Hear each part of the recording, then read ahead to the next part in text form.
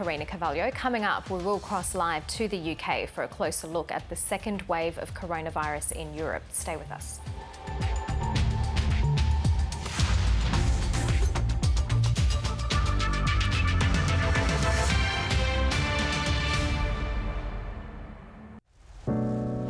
When the sirens went off on the fire trucks, we had the ABC radio on, so we were listening to constant updates. We just sat there in silence. As soon as I wake up every night. Congratulations to the ABC, once again outstanding reporting both on the TV and the radio. I know that it's you I need to take the blues away. It must be love, love, love. This has only just come through in the last few minutes. It must be love, love, love. Nothing more, nothing less. Love is It's absolutely vital that you're there and providing this service to our community. It must be love, love, love. It must be love, love, love. Tonight, embark on a mission to take the US headlines Is Trump really trying to sabotage the election? and break it down Mail-in voting is going to make our country a laughingstock all over the world. so you don't get caught out. Mission accomplished. Planet America, tonight at 9:30 on ABC and iView. The Queensland election is coming and ABC News has you covered. Who will voters trust to bring them out of the pandemic? Allow me to get on with the job of the economic recovery. Who has the best plan for the economy and for jobs in Queensland? For the latest election news, visit abc.net.au/Queensland votes. Dear humans, we need to talk. There's pollution in my air and plastic in my oceans. My trees and animals are disappearing and my temperature is rising. My climate is changing. I think I can fix it, but I can't fix it on my own. Small changes can have a big impact, and right now, we need to take care of each other. Signed, Your Planet. A season of stories exploring our environment. Your Planet on ABC. Tomorrow on News Breakfast, founding member of INXS Andrew Farris joins us as he releases his first ever solo EP after a 4-decade career in music. And we'll review the new Bill Murray film On the Rocks. Don't miss it.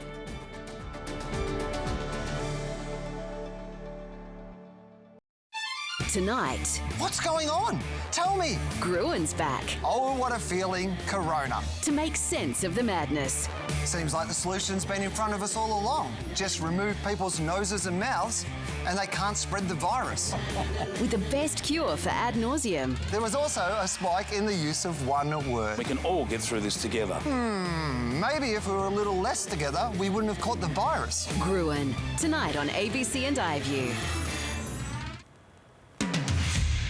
Australian Special Forces in the spotlight again after disturbing claims made by a US Marine.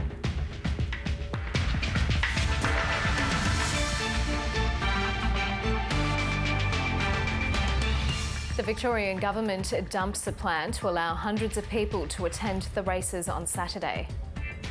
The curfew proposal from Queensland's opposition leader that has youth advocates and rival parties seeing red. And Richmond star Basher Hooley's difficult path to a possible premiership.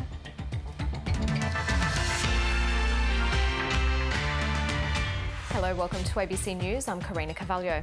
A US Marine says Australian Special Forces shot dead a bound prisoner while on a raid in Afghanistan. The helicopter crew chief says the Afghan was unlawfully killed after the commandos were told he would not fit on the US aircraft coming to pick them up. The alleged killing took place during a joint Australian-US raid targeting drug networks that were funding the Taliban. Mark Willisey from ABC Investigations has this exclusive report. This former crew chief for the US Marines Attack Helicopter Squadron flew more than 150 missions in Afghanistan. He has allowed the ABC to show his face, but has asked that we don't use his real name because he fears retribution. The crew chief says he did more than a dozen missions with Australian Special Forces from the 2 Commando Regiment, targeting Taliban drug networks. They would get dropped off and they would immediately be sprinting off the aircraft, blowing up walls, capturing people, killing people, and then taking whatever prisoners they had back with them. The former crew chief was a helicopter door gunner on a night raid with the commandos in northern Helmand province in mid-2012, in which the Australians had taken prisoners. We just watched them hogtie these guys, and we knew their hands were, tied behind their backs.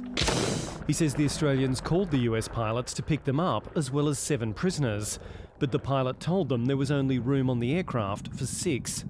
And you just heard a silence, and then we heard a pop, and then they said, okay, we have 6 prisoners. And so it was pretty apparent to everybody involved in that mission that they had just killed a prisoner, that we had just watched them catch and hogtie. The former Marines crew chief says after hearing the gunshot, none of the Americans on the helicopters supporting the Australian commandos said a word because they knew their communications were being recorded. It was only later, back at their base, that they talked about what had happened on the ground. This isn't like a heat of the moment call where you're trying to make a decision. It was a very deliberate decision to break the rules of war. And everybody else, I felt, would step on the lines, but the Aussies would just see the line and just hop right over it. A report into alleged war crimes by Australian Special Forces in Afghanistan is expected to be released in the coming weeks by the Inspector General of Defence. In response to questions about the killing of a bound prisoner, Defence said it could not comment while the Inspector General was still investigating. Mark Willisey, ABC News.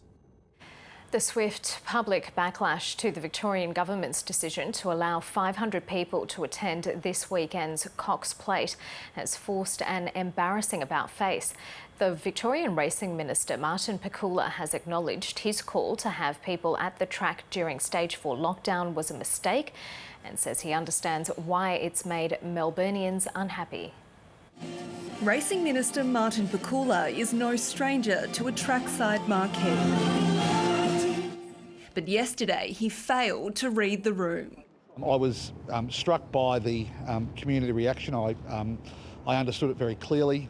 It was a mistake to have initially made that decision. Within hours of announcing 500 racing owners and connections could attend this weekend's Cox Plate in a city where only 10 mourners are allowed at funerals, the government was forced to make an embarrassing backflip. What I didn't do well enough was to step back and to see how it would be perceived outside of the racing industry.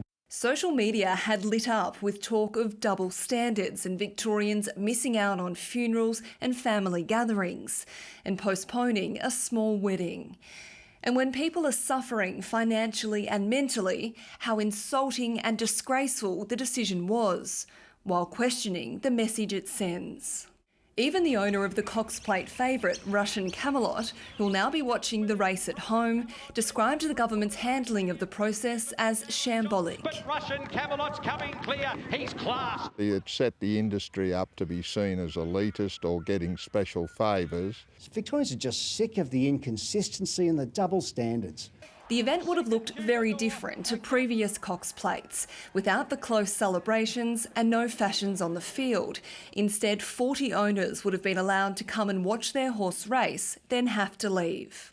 We can have 4,000 people enjoying a day on the lawn in the park 2 blocks away. We're on a 40-hectare site here, so social distancing would have been in place.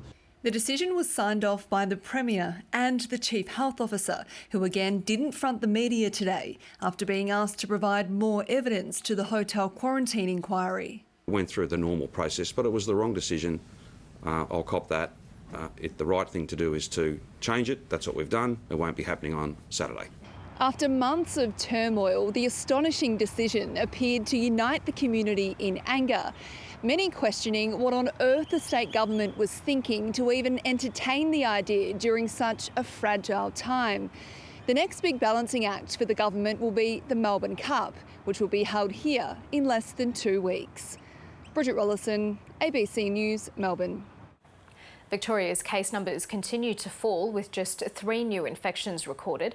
Mystery cases are also down, along with the all-important rolling daily case average. And that's putting even more pressure on the government to reopen the economy, even before the Premier's next planned announcement on Sunday. Melbourne's roadmap out of lockdown could leave commuters going nowhere fast. We're likely to see significant increases in travel times of getting to work. New research has found that peak hour trips from the east, southeast and the west could be 30 minutes longer than they were before the pandemic, as people avoid public transport. It doesn't take a big shift away from public transport to put a lot of people into cars. But just when all workers can return remains up in the air. The CEOs of 7 of Australia's biggest companies, including BHP and Wesfarmers, are behind the latest push for the Victorian government to unlock the economy, writing an open letter in which they call the current situation unsustainable. This is a government that just doesn't get it.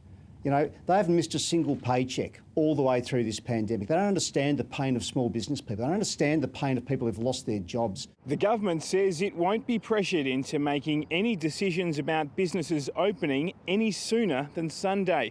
The Premier says he'll be guided by the numbers, which continue to trend downwards. The good thing is that the trend this week are very low numbers. And they're falling in all categories. Mystery infections are down to 10. The rolling daily average in Melbourne is just 6.2 and it's 0.4 in the regions. The 3 recorded cases today were people already in quarantine. Yesterday's sole case is a person who may have contracted the virus twice. If that is in fact the case, well then that'll be one of, I think, only a handful of those sorts of reinfection cases that we've seen anywhere in the world. I think people shouldn't take it for granted that they're fully protected if they have recovered from an initial infection. And we've been actively anticipating and studying for this event. The anomaly is still being investigated. Elias Cluer, ABC News, Melbourne. The New South Wales government will grant more freedoms this week for 2 places that require much devotion. The cap on worshippers at religious services will rise from 100 to 300, while gyms won't need as many staff when it's quiet. Up, up, up. Nourishment for the body and soul. Whatever you worship, there's something in this one for you. Susan Kingsmill is the model COVID marshal, armed with a 1.5 metre stick. Excellent, gentlemen, thank you. And spray bottle. We're going through 20 litres of methylated spirits a week at the moment. But from Friday, gyms don't need a COVID marshal whenever there's less than 20 members. That's not practical, Susan says, for her business.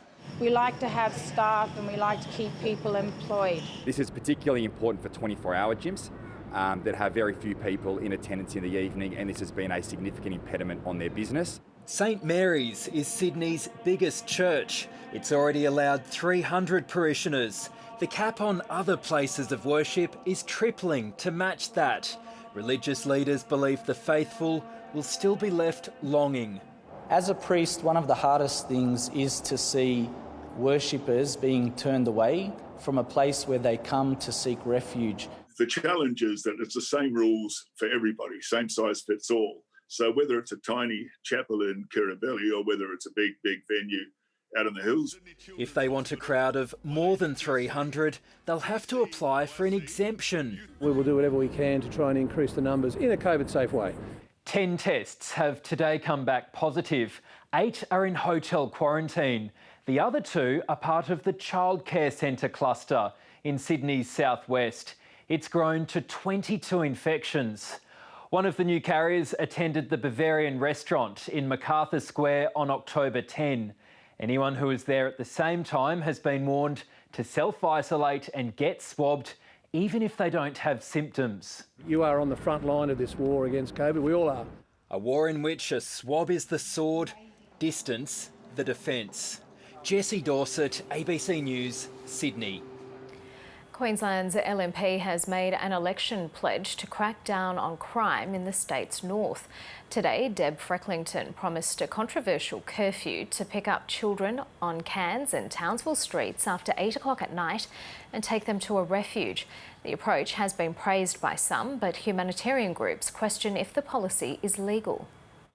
Townsville has a problem with youth crime, and the LNP is taking a big stick approach. Deb Frecklington says if she wins government, she'll trial youth curfews in Townsville and Cairns. They know that the youths are laughing in the face of the police officers. Under the policy, police would have the power to detain unaccompanied children and teenagers and force them into refuges for an undetermined period.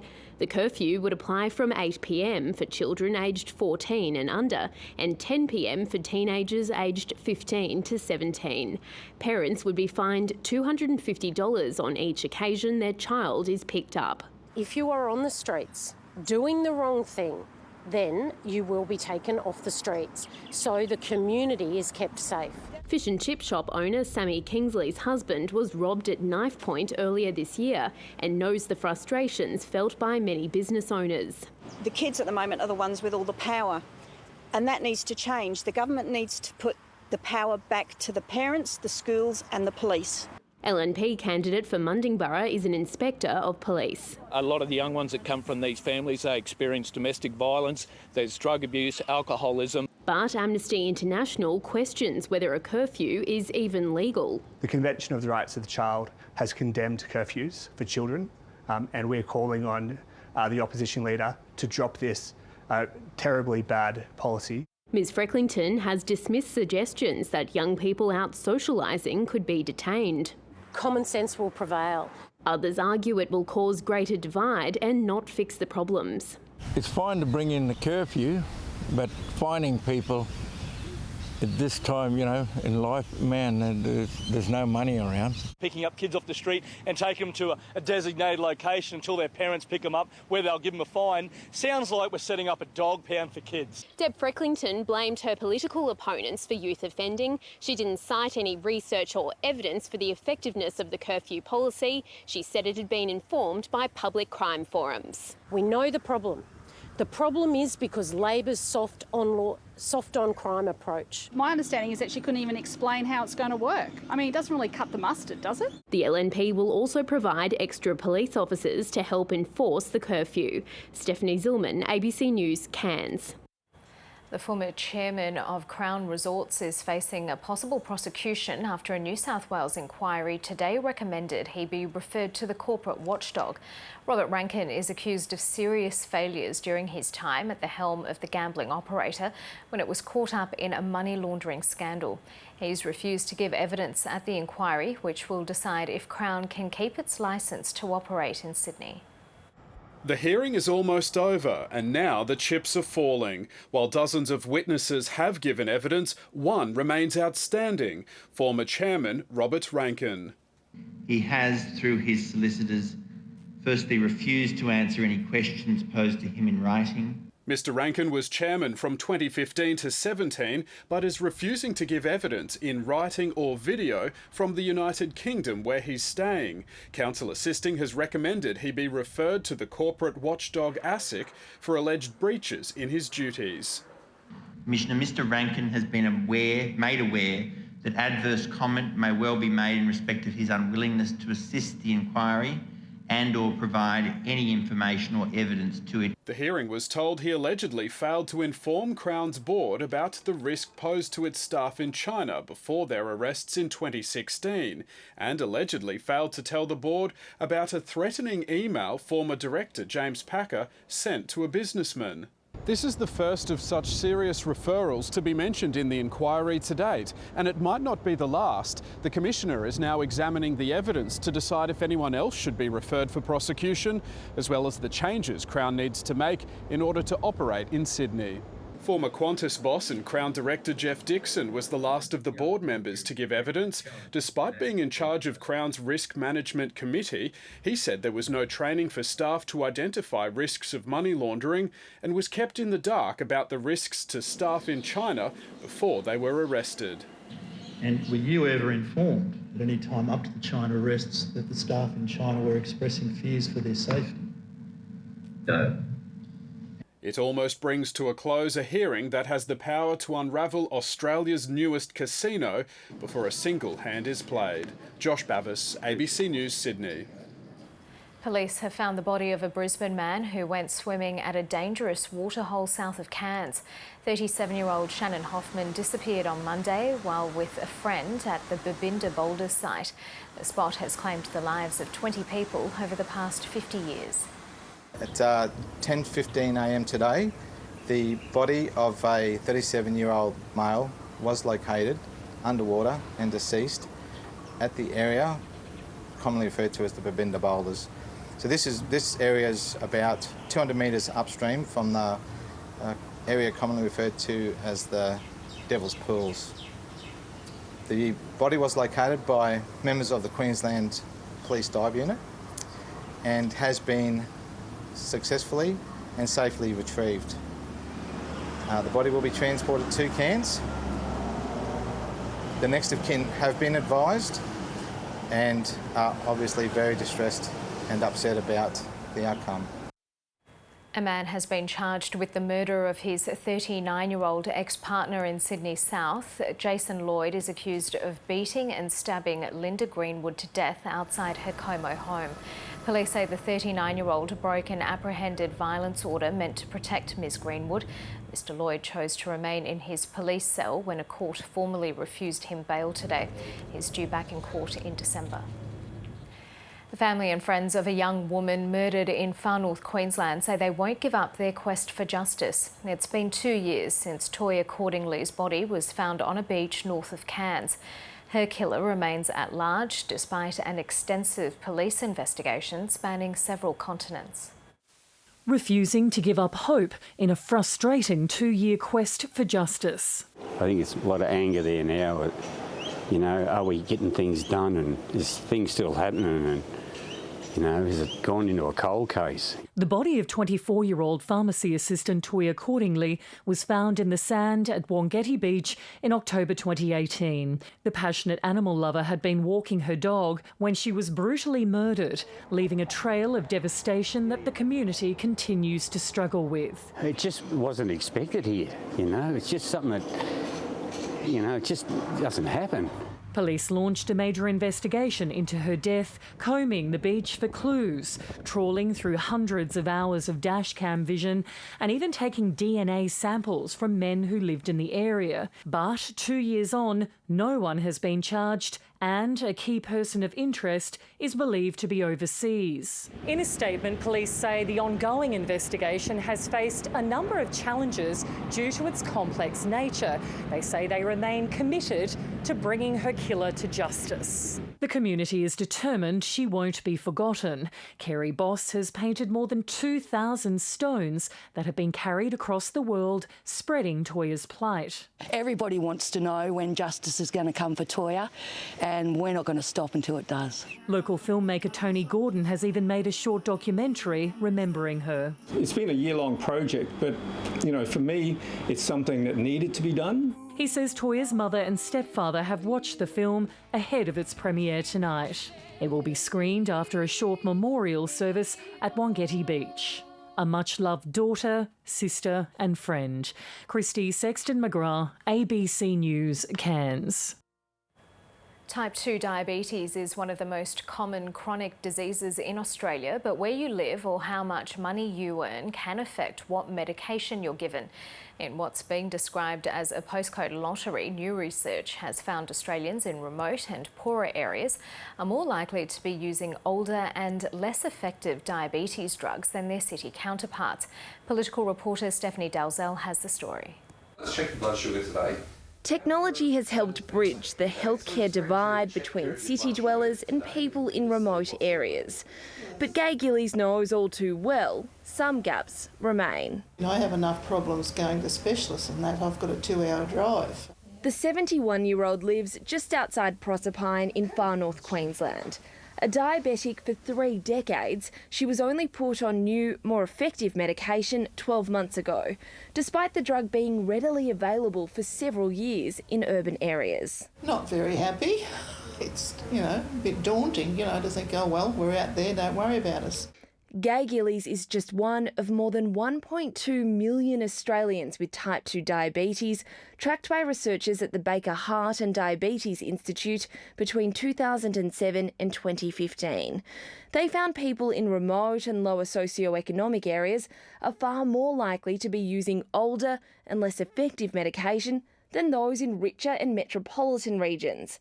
That's a problem because older medication can come with a higher risk of complications, including heart and kidney disease. It shouldn't matter where you live. It shouldn't matter how wealthy or otherwise your suburb is. Everybody should be entitled to the same interventions and the same medication. This study is really important because, once again, we've got some evidence to show that this postcode lottery is real. It is absolutely real. It shows that there are certainly differences depending on where people live. In poorer and remote areas, there are typically fewer health services, meaning resources are stretched. While in some towns there are no specialists, leaving overworked GPs to oversee diabetic care.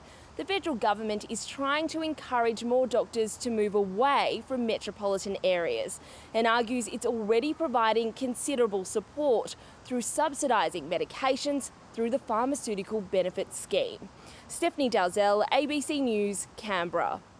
Australia's competition watchdog is in discussions with the US Justice Department over Google's market dominance.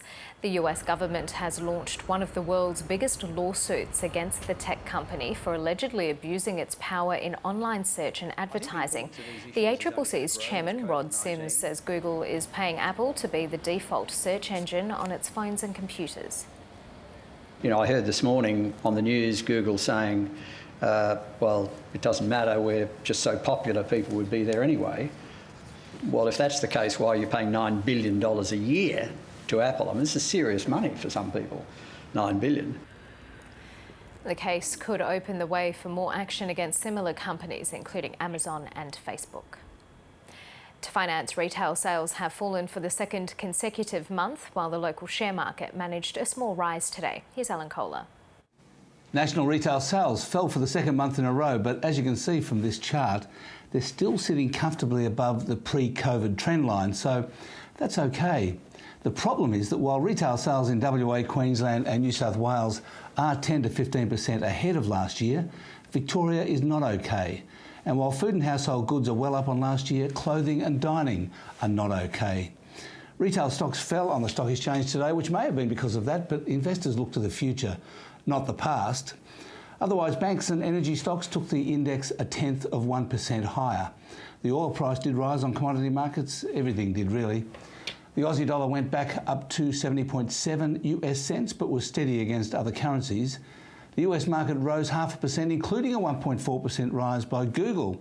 So investors don't seem to be too worried about the antitrust action against it. And speaking of Google and its mates, all of the increase in global company profits, not most of it, but all of it, has been cornered by the technology companies like Google. Take them out and profits have actually declined since 2007. And that's finance. 2020 has seen a swathe of music festivals cancelled, but many major promoters are keen to get crowds dancing again next year. But even if social gathering rules allow it, there's still one major stumbling block: insurance. Australia's festival season was in full swing when COVID hit. We were 6 weeks out when we had to cancel Groove of the Moo, and virtually everything was gone overnight. The Six City Festival Tour had cancellation insurance, but it didn't cover pandemics. There was a huge financial loss and emotional loss, to be honest. In terms of finances, there's all the costs that are sunk that you can't recoup. Byron Bay icon Blues Fest was also canned at the 11th hour, but it had an older insurance policy that covered it for communicable diseases. It was a godsend for us. Our ticket buyers were insured, and so it didn't cover our profit, it didn't cover our creditors. As COVID drags on, the Insurance Council of Australia has confirmed that insurance companies are now stripping pandemics from event cancellation policies. If the promoters are going to run events, they're going to have to look at non-insurance ways of protecting that exposure. Major festival promoters are now lobbying the federal government to set up an insurance scheme for them. They say without it, the cost of putting on a good show is just too big to bear.